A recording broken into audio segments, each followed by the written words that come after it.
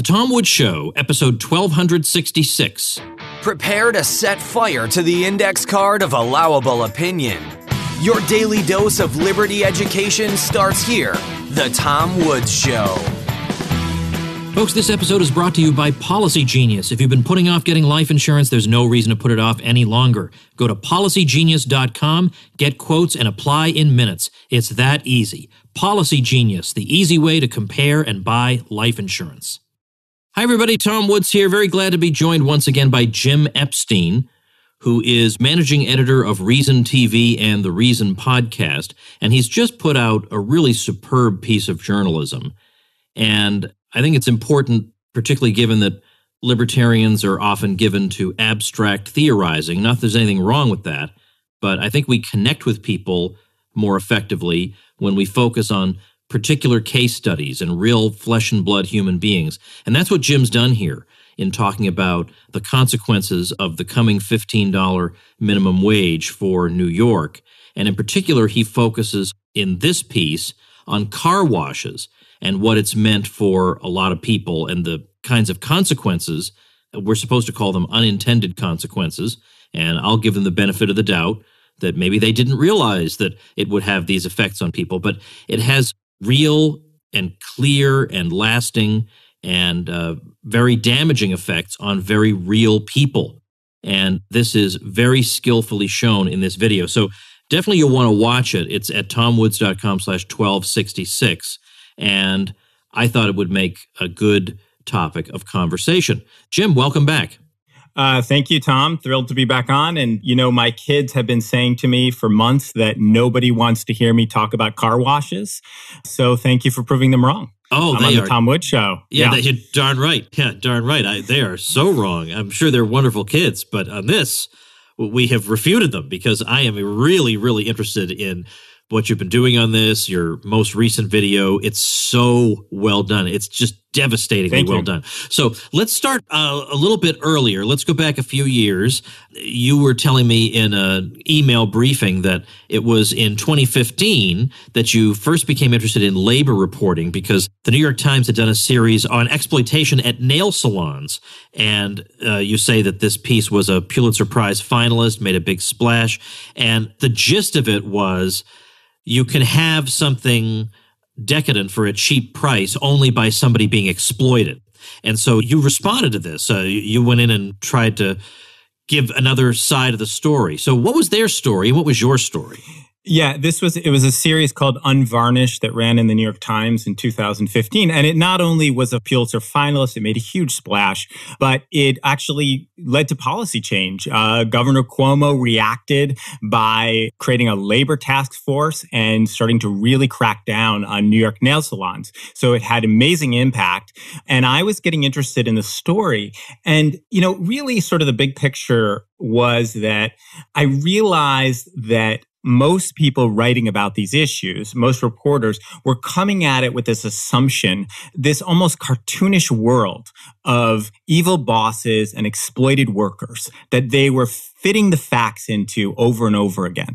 And actually, as you just alluded to, the reporter of that nail salon piece, whose name is Sarah Maslin-Nier, had been interviewed about it. And I think the interviewer had asked her, what's the big takeaway? What is the greatest lesson from your series? And her quote was, there's no such thing as a cheap luxury. The only way you can have something decadent for a cheap price is by someone being exploited.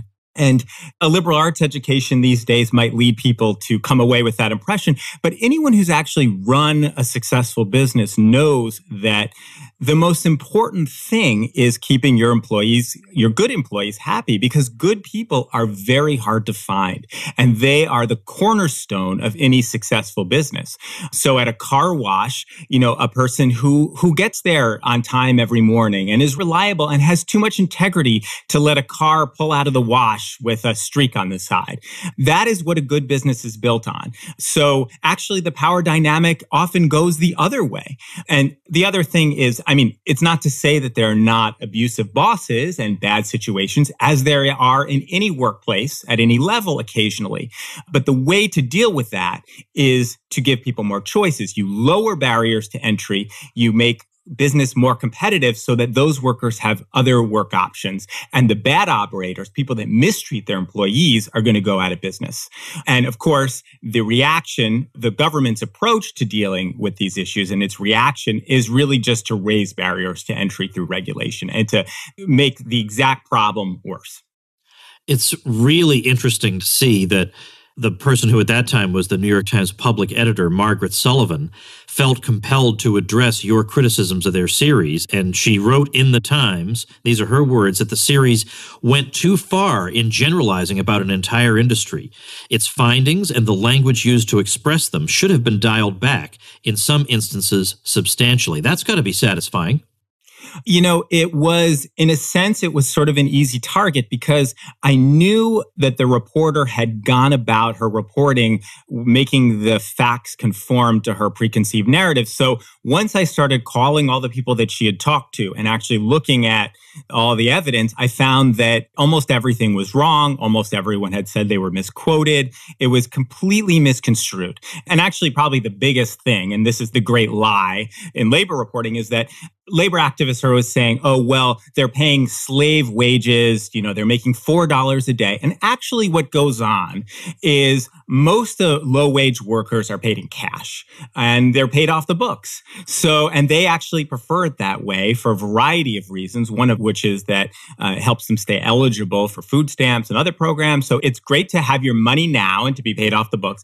But then when enterprising journalists or labor inspectors show up, the books are a mess. And you can pretty much allege anything, really. And then, the fines really mount up. So that was sort of the main error that this reporter made. And there's another preconceived notion that I came across when working on that story, which is that there's this patronizing assumption at the root of all this labor reporting. I remember I called an attorney who was representing a nail salon manicurist who had claimed that she was experiencing a grinding existence, making $3 a day, and she'd stayed at this same job for 4 years. Now, I visited that nail salon. I got their prices. I tried to figure out how could she make $3 a day? And the only way would have been if she'd been maybe servicing one client a week, sitting around all day. And it just didn't add up. And I said to the attorney, this doesn't sound like a grinding existence. And why didn't she look for a nail salon with more foot traffic? And his response, I remember, was like, he said very explicitly, well, these people are very unsophisticated and they're really incapable of acting in their own best interest.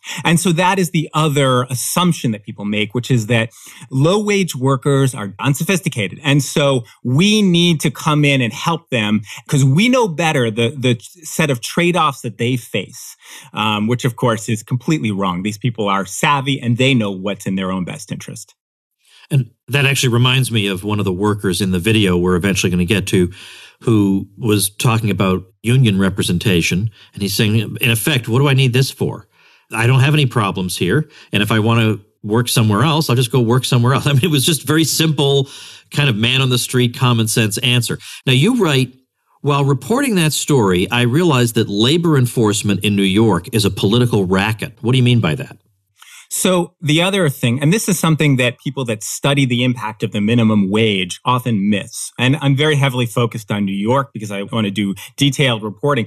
In New York City, at least, enforcement is incredibly weak. So, the minimum wage has an impact because there are many employers who abide by it and it is bringing big changes. But there are big parts of the industry, often in immigrant neighborhoods, immigrant-owned businesses, where they pay cash and they don't abide by it at all. And they do that because they can completely get away with it. The Federal Department of Labor actually cannot enforce the $15 minimum wage because it's state law. They can only enforce the federal minimum wage, which is less than half of that. The State Department of Labor enforces it, and it is a complete backwater. I think there's maybe 100 inspectors when they last looked at this statewide. They really never show up. So in one sense, this is kind of a blessing because it means that all of these doom scenarios probably won't come true and these crazy laws won't lead to mass unemployment. Of course, the leftists who claim that, the minimum wage has no impact are going to think they're vindicated because of this. However, the way it actually works is that it creates a weapon for politicians. So they can, when they want, come down on a business or an operator by directing the Department of Labor to go after them. So that sort of discretionary aspect of it is sort of one of the real scandals here. So it happened with the nail salons, right? So this error-riddled series made a big splash. And then I think within the week, Governor Cuomo had created a task force, and the task force started showing up at all these mom and pop immigrant-owned nail salons, which were paying off the book. Some of them didn't know all the very complex labor laws in New York. They started getting tens of thousands of dollars in fines. The Chinese owners in particular actually had a WeChat group where they would alert each other to when the inspectors were coming. So they actually got pretty savvy, and then they would, immediately close shop, et cetera. But that's a perfect example of how this discretionary aspect really gives politicians a lot of power. Right. So in other words, it's a situation where it's an unstated piece of knowledge that both sides have that the enforcement of this is spotty. You know it and we know it. But what you equally know is that therefore, as you put it, we can weaponize these labor regulations anytime we want to, and we can weaponize them and use them against groups that have very little political clout, like Chinese and Korean business owners. So yeah, as you say, it's good that they're not able to enforce it completely because that blunts some of the negative consequences. But on the other hand, it means they can really target it. It becomes like a Kafka novel, and it's just, anyway. So, all right. So let's talk now about the car wash issue, because then you moved into the issue of car washes. We did some work on this a couple of years ago that you've just recently followed up on to look at the consequences of the, I guess, $15 minimum wage. And I spend a lot of time in New York, but I try to avoid New York politics. How long has there been a $15 minimum wage in New York? Well, it's actually, there is not one yet. It's coming in. Yeah, it takes full effect. It's a gradual thing. Right. It's almost there. It takes full effect in January of 2019. But of course, it's coming. It has been going up every year. So, and of course, the owners are preparing for it. The other thing that's been going on is that the $15 minimum wage is one thing that lessens its impact is that certain industries, restaurants included, can take what's called a tip credit, which means that if your employees are making a certain amount of tips per hour, then you can pay less than the minimum wage. You can get credited for a portion of the tips. So that has always been a factor. A lot of owners don't even bother, particularly restaurants, because it's very complicated when tips apply or when they don't. So you really leave yourself open because inspectors could basically show up at any restaurant and find violations because it's impossible to abide by all of them perfectly. However, that's a factor. But now there's a big movement in New York to eliminate the tip credit. So that again amounts to a really big increase. So the $15 minimum wage has been coming for a long time. And car wash owners have been preparing for it. And of course, the main thing that I found is they're automating and they're closing down. And these are the car wash owners that really they've either been targeted, they've had Department of Labor investigations, they have assets that they need to protect. They're going to do whatever they can to abide by the law. That's not the entire industry. But so this is what the impact has been. And one thing that I found so interesting about New York is that this move towards automation in car washes really got going in the 70s when a company called Sherman came out with much better equipment. And then it accelerated further in the early aughts. I think it was about 2001 when an operator in Baton Rouge came up with a model where you vacuum your own car and you just go through a tunnel. So you really need almost no workers on site. And this was a big innovation that swept the country. However, New York has never been part of this. In fact, what was happening in New York in the 80s were that car washes were actually de-automating. They were ripping out their machines. And so there's this idea somehow that automation is like a march forward, but it's not. In the 80s, car wash operators found that New York customers, they love the hand wash. They loved when guys, take lots of care with their beautiful cars and do detailing work. They worry that machines are going to scratch their cars. And there was a lot of profit to be made. There was also a huge immigrant population that was coming in, many of them illegal. So there was a workforce, unlike in many other, that was also true in Southern California, not true in most parts of the country. So now what's happening now with the $15 minimum is we're reversing sort of the de-automation of the 80s. And of course, what does it mean? Fewer jobs. Now, that really is interesting because there are cases, of course, where, as you say, people prefer things not to be automated. But also, there are times when people will say, well, they'll look at increased automation. They'll think that maybe this is a good thing, that it leads to more efficiency. But if it's artificially chosen and the two options of labor intensive versus labor unintensive are not given a level playing field, you're not going to have the optimal result. And this seems to be a case of that. So that's one thing people could have predicted, that they would automate, because that's what a lot of industries do when faced with increased labor costs. Yeah, I mean, automation is, in many cases, it is a downgrade in services at New York car washes, which they can now kind of get away with because of the $15 minimum. And, the optimal situation is what two parties agree on.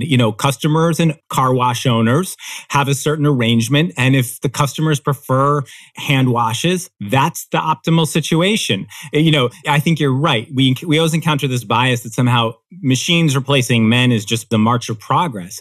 Not necessarily. It's what consumers want.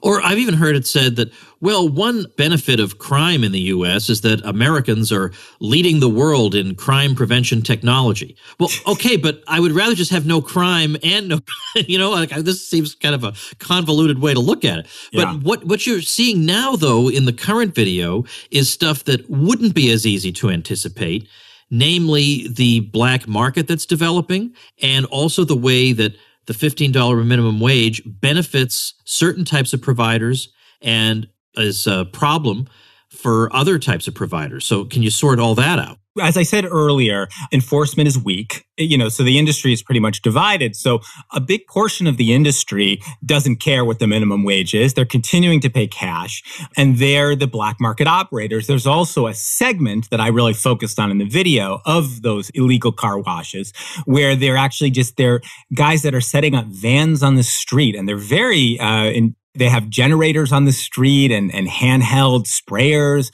It's sort of ingenious how they're doing it. And this is a growing phenomenon. So customers still prefer hand washes. So you have a sort of this growing black market. So of course, as you know, when you overregulate something, and that's what the $15 minimum wage amounts to, what you do is you breed black markets, because particularly when enforcement is weak, because this is what customers want, and you have able-bodied men who want to do this work.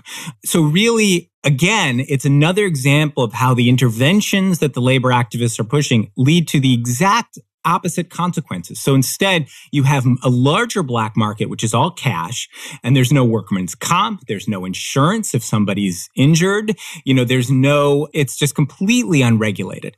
So that's happening. And then you have the established car wash workers, some of whom recognize that the $15 minimum wage has some benefits for them, because in order to now stay open, because you really can't affordably wash a car and do a hand wash at $15 an hour.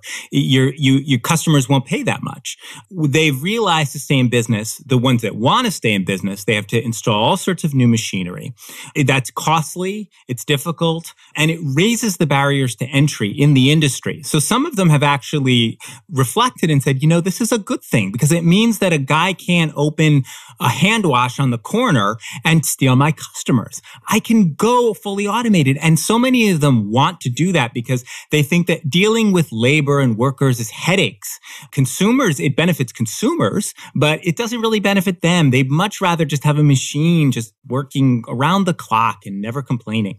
So, of course, though, since there are still the illegal hand washes, these car wash owners are now sort of banded together with the union and the labor activists to advocate for shutting them down. We need enforcement. We need to, so it's like you would expect that all car wash owners would be against all regulation, but that's not the case in the same way that it was true, with railroads during the Progressive era, because the regulations actually protect them from the guy opening up down the block. Yeah, you've actually got somebody on camera saying thank you for the $15 minimum wage. And that's not somebody who's earning the $15 minimum wage. No, that's Jack Belinsky, who's a Russian immigrant, very libertarian guy, very smart, and he's an operator of a car wash in Queens.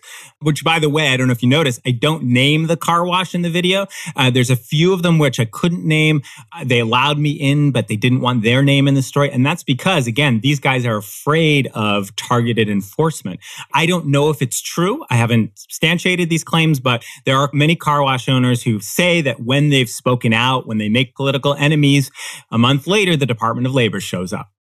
Folks, just a second for a quick reminder from your friendly host here that life insurance is not something other people have. It's something you need to have. And 1/3 of people don't have it. Not helping matters is that it's sometimes hard to buy. You got to figure out what you need, got to research the best quote, got to hope you're dealing with a reputable company. It's not a good way to shop for anything. So Policy Genius made the whole process a lot easier. Policy Genius compares quotes from the top life insurance companies to find the best policy for you. It takes just 2 minutes to get a quote. And if you don't know the first thing about insurance, they got all the tools to get you up to speed. Over 4 million people have used Policy Genius to shop for insurance, and they don't make just life insurance easy. They also compare disability insurance, home insurance, and auto insurance. If you care about it, they can cover it. So whether you know a lot about life insurance or nothing at all, start your search at policygenius.com. In just 2 minutes, you can compare quotes and make an informed decision for you and your loved ones. Policy Genius, the easy way to compare and buy life insurance.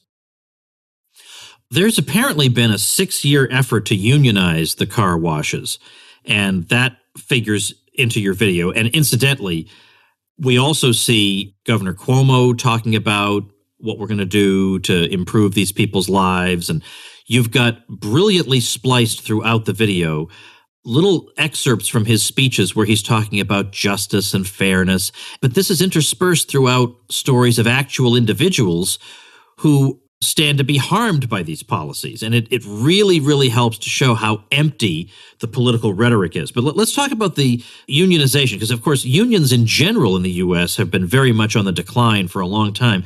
They do play a major role in this story, and yet what can we say about that 6-year effort to unionize the car washes?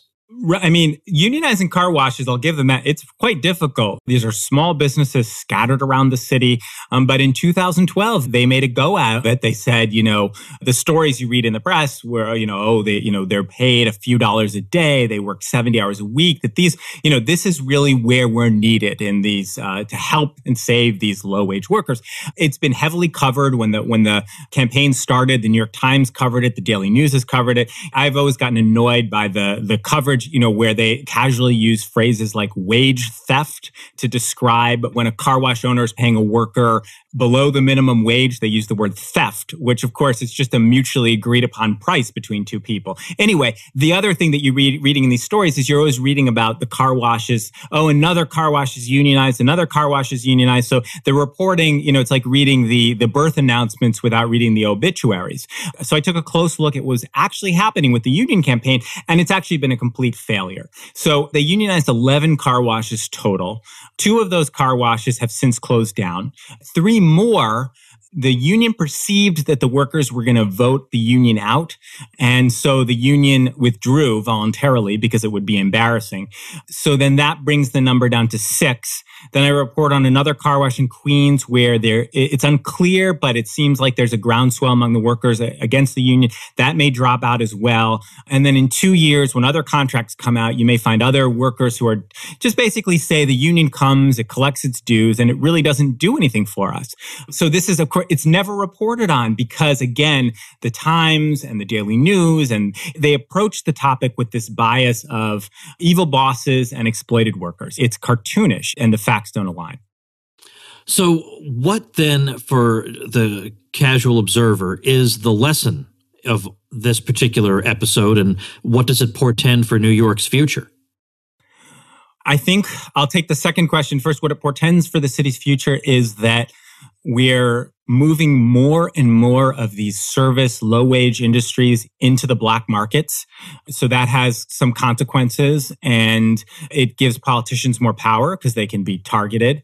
And it has the opposite effect. I mean, New York's politics, its labor enforcement have been a nightmare for a long time. So I think it's really just more of the same.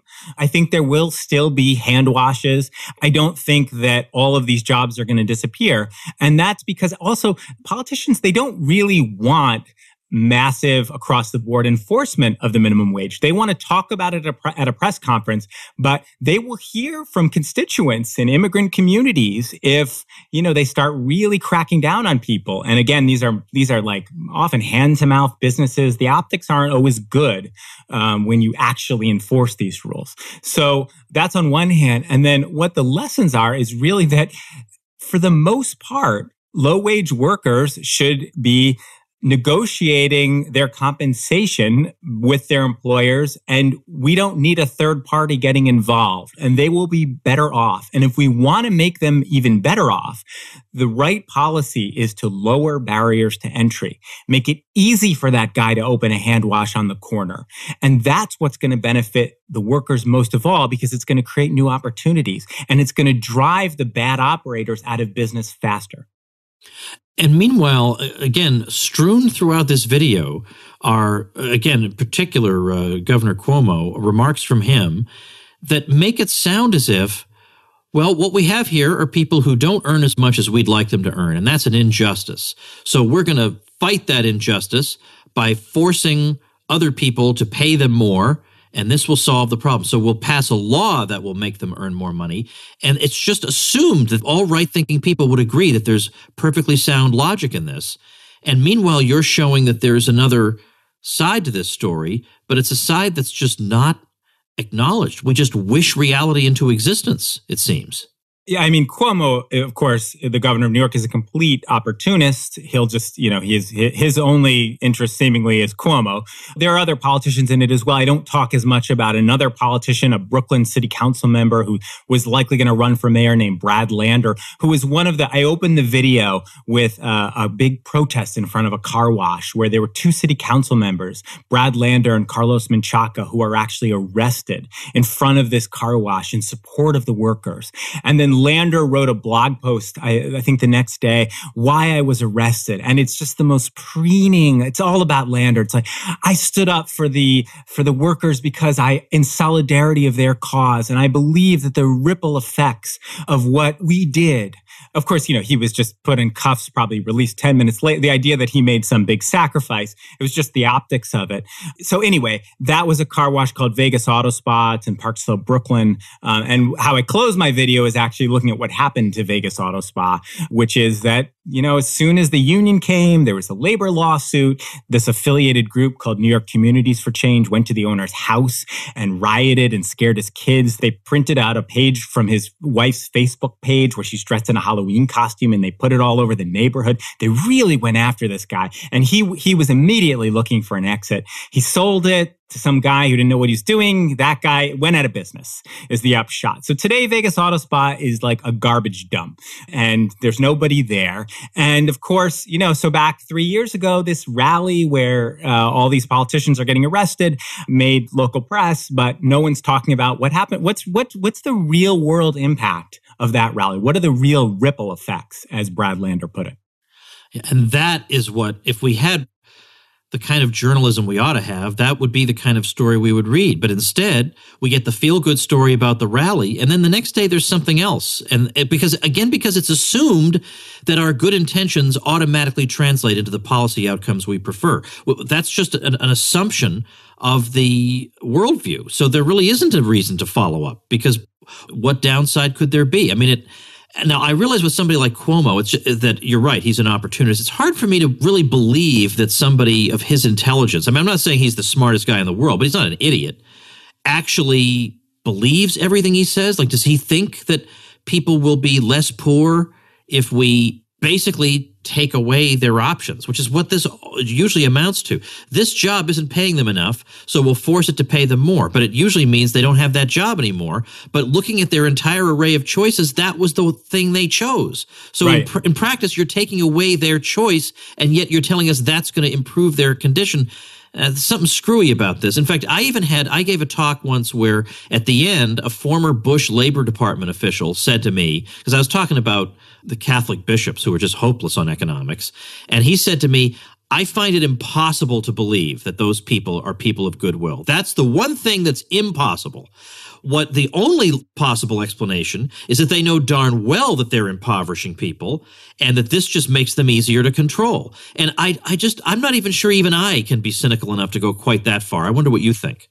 Well, I think it's a mix. I mean, I do think you have true believers who are, it's hard to say. You have people, you have opportunists, you have true believers, and then you have people who, for example, I wrote another article where, as part of it, Scott Stringer, another local politician, I have a source saying that he was telling a group of Korean business owners, don't worry, we're not really going to enforce the $15 minimum wage, in thinly veiled language. So to some degree, they're aware that enforcement is weak. So it's like a best of both worlds from their view. They get to, please the powerful labor lobbies in the city, which help them get elected. And at the same time, the businesses get to keep running. So there's some of that. But to what you were saying earlier, the simple concept of trade-offs never enters into the picture when they look at these questions. So you're working at scrubbing cars all day at a car wash is not, it's not a great job. It's not a great way to make. But what's the alternative? And where does that guy end up when that car wash closes down? And that's the question they never address. Indeed. So I want people to watch your video. I'll link to it at tomwoods.com/1266. So you should definitely watch.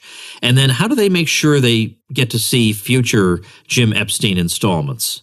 Well, they can subscribe to Reason TV, our YouTube channel, where you can also catch a recent interview with Tom Woods. How about that? Yeah, and that's probably the best way. Come subscribe to our YouTube channel, follow Reason on Facebook, like us on Facebook, because we usually post about a video every day or so, and that's the place to go. Okay, I will link to those things at tomwoods.com/1266. And thanks, Jim, and say hi to Gene. Thanks, Tom. All right, folks, remember, I am right now on the Contra Cruise, the cruise I host every year with Bob Murphy, named after our joint podcast, Contra Krugman, where we refute a Paul Krugman New York Times column every week, and we have a ton of fun doing it. If you haven't checked it out yet, head over to ContraKrugman.com and enjoy. It is so much fun, and you'll learn an awful lot about economics while you're enjoying yourself. So ContraKrugman.com is where to find that. We'll be making an announcement about the next Contra Cruise, the Contra Cruise for 2019, in the coming days. So listen for that, and I'll see you tomorrow. Become a smarter libertarian in just 30 minutes a day. Visit TomWoods.com to subscribe to the show for free, and we'll see you next time.